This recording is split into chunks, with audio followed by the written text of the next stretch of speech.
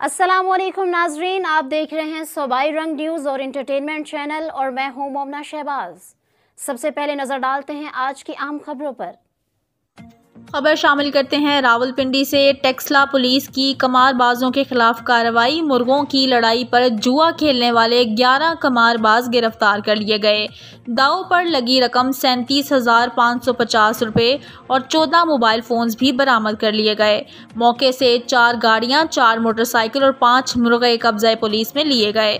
गिरफ्तार मुलजिमान में जिशान, कासिम, कामरान, अरसलान, शेर अहमद, अदील, वाजिद, ज़रियाब, फ़हद हसन, असद और मोहम्मद अदील शामिल हैं। एसपी पोटोहार नासिर नवाज का कहना था कि कमारबाजी दीगर माशरती बुराइयों की जड़ है। कमारबाजों के खिलाफ कार्रवाइयों का सिलसिला जारी रहेगा।